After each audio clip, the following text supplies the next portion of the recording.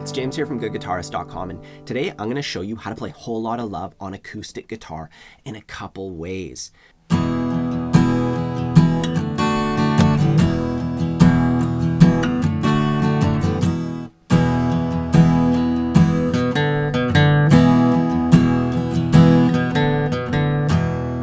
And using either of those, you can play through this entire song from start to finish. And this gives us the perfect opportunity to work on more than just the chords. You know, it's just a 2-chord song with some strumming, but we can focus on expressive strumming. We can focus on picking accuracy if you want to add, you know, that little 2-note lick. Like, all the components are simple, and that'll give us a chance to really dive in and refine our technique in the context of a song that you'll end up being able to play afterwards through the entire thing. Really quick before we get started, if you haven't grabbed your copy of my free ebook, I'll put a link to that in the corner.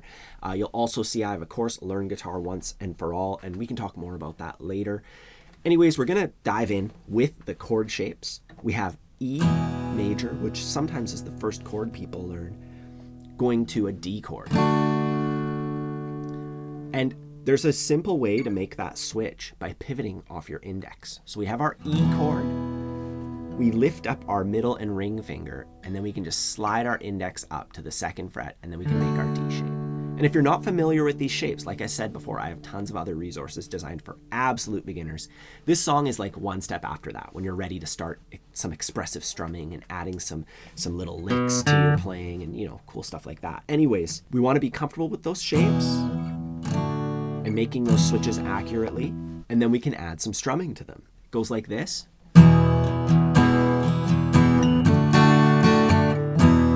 So there's quite a bit going on there. It's not just the same pattern over and over again. We'll break it down. Over the E chord, it is quite simple. I'm just going down, down, up, down, down, up 2 times. So when we consider the counting, I'm playing a downstroke on beat 1, and then a down up on beat 2, a downstroke on 3, and a down up on 4. 1, 2, 3, 4. You know, and that's pretty simple. Downs on the numbers, upstrokes on the ands. You can break that down and count it out slowly if you need to, going 1 and 2 and 3 and 4. And in order to add some expression, sometimes what we can do is accent certain beats, make them louder, like 1, 2, 3, 4. But I feel like that takes away from the subtleness of how this song feels. So what we can instead do is tone down everything. Down, down, up, down, down, up. And then make beat 1 and 3 regular volume. You know, so instead of making things stand out, we're pulling some other stuff back, which makes those beats stand out by contrast. So 1, 2, 3, 4. So the downstrokes by themselves are bigger than the down ups. Look at the motion of my hand here. You know, so for the downs, I'm covering the entire face of the guitar with my motion, and then for the down ups, I'm just kind of going the distance of the sound hole. 1, 2, 3, 4. 1, 2, 3,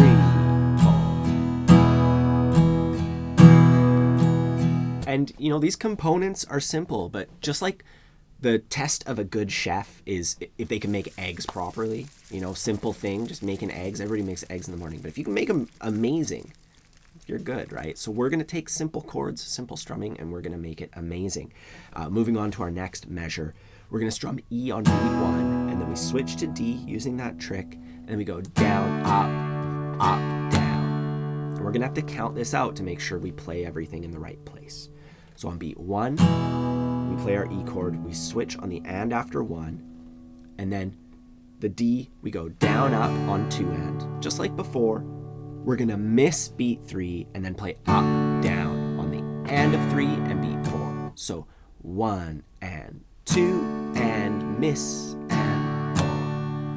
And I would, in order to practice that, to get that muscle memory, I would practice it like this, going 3 and 4 and 1, down, up, miss, up, down. 1, down, up, miss, up, down. So I count 1 out loud, and then I say down, up, miss, because I'm missing the strings, up, down. 1, down, up, miss, up, down. And you can mute the strings if it's a bit much to be holding a D chord for like 5 minutes or whatever. You know, you just go 1, down, up, miss, up, down. 1, down, up, miss, up, down, and be very rhythmic. And then when you're ready, you add those chord shapes. E is 1, so 1, down, up, miss, up, down. 1, 2, 3, 4.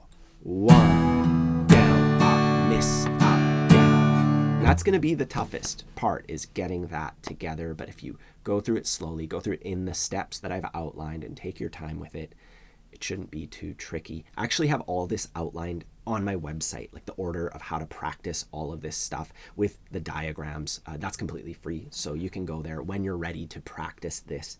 Anyways, once you're comfortable with that, we just have to add that measure of E before it. You know, down, down, up, down, down, down, down, up, down. And you can play through most of the song like that. You can play through all of it except for like the really weird part in the middle where Robert Plant's like, and has like all that echo and delay effect, you know, but I don't know what you would play there. You got to get Robert Plant and a space echo. Anyways, that's the expressive strumming way of doing it. The other way we can do it involves a little lick.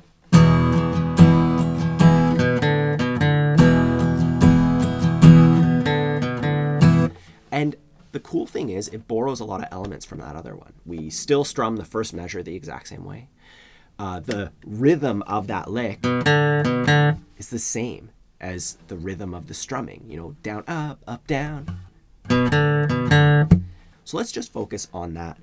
We're starting on the 2nd fret of the A string, and then we play the open D string. And you can do this with all downstrokes. I kind of recommend doing it that way. That's how Jimmy Page would play it, you know, especially if you're doing the